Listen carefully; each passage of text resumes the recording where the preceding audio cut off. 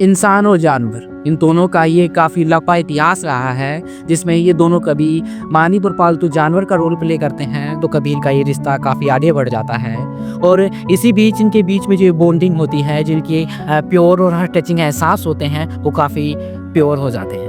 और ऐसे तमाम किस्से, कहानियाँ और मूवीज़ आपने देखी या फिर सुनी होंगी, जिसमें एक मालिक और एक पालतू जानवर के बीच की इन कड़ियों को दिखाया जाता है, उन बॉन्डिंग्स को दिखाया जाता है, जिनके बीच में जो हार्ट टचिंग एहसास होते हैं, उन्हें आप महसूस भी कर पाते हैं। और आज के इस वीडियो में मैं एक ऐसी ही एनिमल लवर मूवी के बारे में बात करूंगा, लेकिन मूवी के ऊपर आने से पहले so hello, I am KD और आप देख रहे हैं केडी एक्सप्लेन। तो आज जिस मूवी का मैं नाम लेने वाला हूँ वो है ओकजा।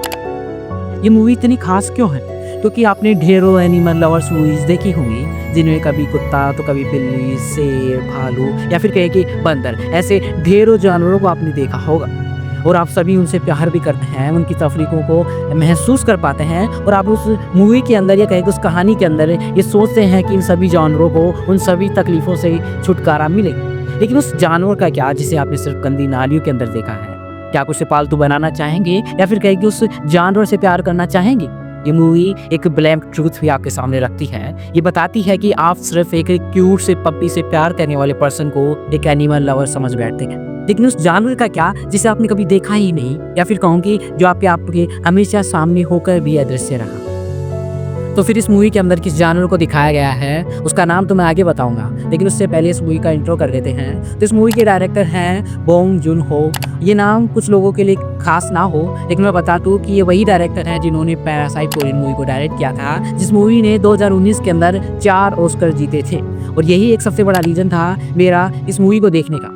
लेकिन अगर बात करें तो आपको ऐसा लग रहा होगा कि ये एक साउथ कोरियन जॉनर की मूवी है, तो मैं बता दूं कि इसके अंदर आपको 95% कास्ट अमेरिकन देखने को मिलेगी। हाँ, कुछ एक आध डायलॉग्स जो फॉरेन लैंग्वेज के अंदर ही है, जिन्हें डब्ड नहीं किया गया है। बाकी पूरी मूवी आपको हिंदी डब में देखने को मिल जाएगी। मूवी की लेंथ 2 घंटे है, तो कुछ ज़्यादा लंबी मूवी नहीं है।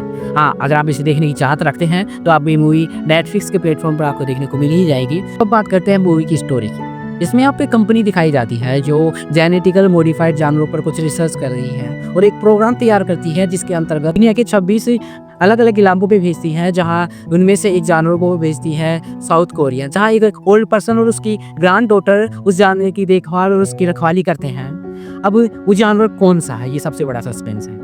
तो जिस जानवर के उन्होंने ऊपर एक एक्सपेरिमेंट किया है वो है पिग। और आप सभी जानते हैं कि इस जानवर को सिर्फ आपने गंदी नालियों के अंदर पड़े हुए देखा है, लेकिन फिर भी इस मूवी ने उस जानवर को काफ़ी अच्छे तरीके से दिखाया है। और यही तो एक होती है ना एक डायरेक्टर की एक अनोखी सोच कि आपके सामने वो एक नॉर्मल सी चीज़ को रिप्रेजेंट नहीं करना। आपने बहुत से जानवर देखे थे पालतू, लेकिन आपने कभी सोचा है कि कोई ऐसे जानवर के ऊपर भी एक एनिमल लवर मूवी बना सकता है? अब वो खास क्यों है? वो चाहते हैं कि उन जेनेटिकल मॉडिफाइड पिग्स के ऊपर वो एक्सपेरिमेंट करके जब वो काफ़ी लंबे टाइम के बाद में हस्ट फूड या कहेंगे काफ़ी लार्ज अमाउंट में मीट प्रोड्यूस करने वाले बन जाएंगे, तब उन्हें मार्केट के अंदर लाकर उनकी कटाई करके उन्हें लोगों के अंदर भेजा जाए, जिसके बाद लोग उन्हें अपनी एक मज़ेदार डिश की तरह खा सकें। और यहीं से एक सबसे बड़ा मोड़ आता है। उनका प्रोग्राम था कि वो 26 नए इलाकों पर इन सभी पिग्स को भेजेगी, और उनके बाद जब 10 साल कंप्लीट हो जाएंगे और वे एक अच्छे खासे अमाउंट के अंदर अपना ये कहेंगी डेवलपमेंट कर लेंगे, उसके बाद उन्हें वापस से मार्केट के अंदर भेजा जाएगा, जहाँ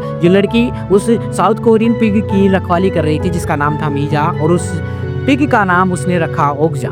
ये दोनों ही काफ़ी अच्छे बॉन्डिंग के साथ रहते हैं, यानी कहूँ कि जहाँ पिग एक तरफ ओकजा और जिसकी रखवाली करने वाली जो मालिक कहूँ जो मीजा है, वो दोनों ही आपस में काफ़ी अच्छे बॉन्डिंग के साथ रह रहे थे। इसके कुछ एग्जाम्पल्स आपको मूवी की शुरुआत में देखने को मिल जाएंगी, जहाँ ओकजा उस लड़की के साथ रहती है, उसकी सुरक्षा भी करती है, दोनों साथ में सोते तक हैं। यहाँ तक एक सीन में तो आप भरोसा नहीं करेंगे कि आपने शायद ही कभी सोचा होगा कि एक जानवर दिमाग पे लगा सकता है, जहाँ ओकजा मीजा को बचाने के लिए अपना दिमाग लगाती है, और उस सिचुएशन में वो एक चीज़ भी बयां कर जाती है कि एक इंसान की जान एक जानवर की जान से कई गुना बढ़कर है, जहाँ उस सिचुएशन में ओकजा खुद की जान को खतरे में डालकर मीजा को बचाती है। और ये ऐसी तमाम चीज़ें हैं जो आपको अंदर से एहसास कराती हैं कि जानवर कैसा भी हो, चाहे वो पिग हो चाहे वो एक डॉग हो, अगर आप उससे प्यार करते हैं तो बदले में आपको एक वफादारी या कहेंगे उतना ही प्यार, या फिर कहूँ कि उससे दूना प्यार आपको लौटाते हैं। बस आपका प्यार करने का नज़रिया या फिर कहें कि आपका प्यार कितना सच्चा है वो मायने रखता है।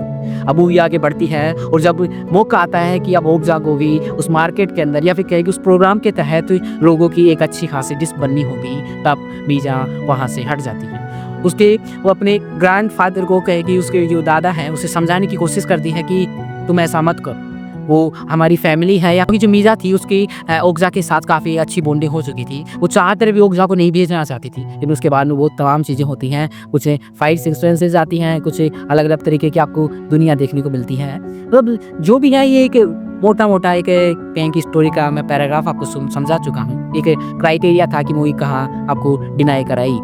मूवी स्टोरी सुनने में बस ठीक लग रही होगी कि हाँ, थोड़ा मीट प्रोडक्शन है, कुछ एनिमल्स लविंग है, थोड़ा बहुत, लेकिन ये जितना सुनने में आसान लग रहा है ना, दिखने में उतना आसान बिल्कुल भी नहीं है। इसका प्रेजेंटेशन अल्टीमेट है। मतलब आपको जो होता है ना कि एक इंसान एक जानवर के लिए, एक जानवर एक इंसान के लिए इतना कुछ क्यों कर रहा है, ये सारी चीज़ें आपको मूवी अच्छे से महसूस कराएगी। आपको एक बयां कर देगी कि हाँ, ओगज़ा उस मीज़ा के लिए इतना क्यों डेडिकेट है, वो उसके लिए इतना कुछ क्यों कर रही है। ये मूवी आपकी शुरुआत में आपके सामने सब कुछ बयां कर देगी। अब लेकिन क्या है, ऐसा क्या है इस मूवी के अंदर वो जो आपको इतना महसूस करा रही है। देखो, पैरासाइट और ओगज़ा मूवी मैंने देखी है, दोनों में आपको स्टोरी बेशक ऐसे नॉर्मल सी लग सकती है, लेकिन जो बात आती है कि आपने उस मूवी के अंदर क्या-क्या एलिमेंट्स डाले हैं, आप उस मूवी को किस तरीके से लोगों के सामने एक परोस कर दिखा रहे हैं, वो मायने रखती है। कई बार होता है ना कि आपका स्वाद बेशक अच्छा ना हो, लेकिन आपकी जो उस डिश को सजाने का जो तरीका है, उस स्वाद को ऑटोमेटिकली बढ़ा देता है। वैसा ही मूवी कुछ करती भी है। मूवी के एंड में आपको मैं लिटरली बता दूँ तो काफ़ी कुछ डार्क है।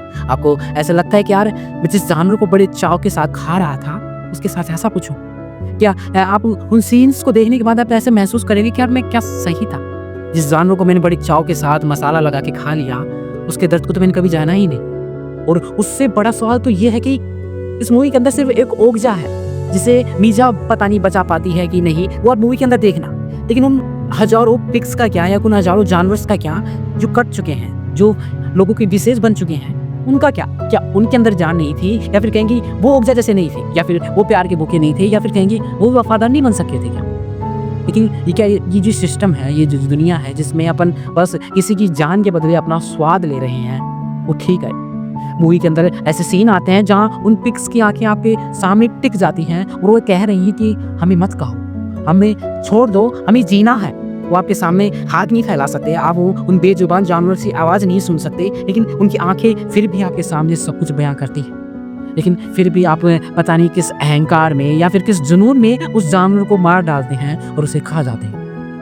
लिटरली बताऊँ ना, मैंने इस मूवी के शुरुआत वाले पार्ट को काफ़ी अच्छे से एंजॉय किया। मेरे चेहरे के ऊपर एक स्माइल थी, लेकिन जैसे जैसे मूवी उस दुनिया के अंदर एंटर होती है जिसे मैं अनजान था, उस डार्क सच्चाई से, तब मेरे चेहरे की मुस्कान पता नहीं कहाँ उड़ जाती।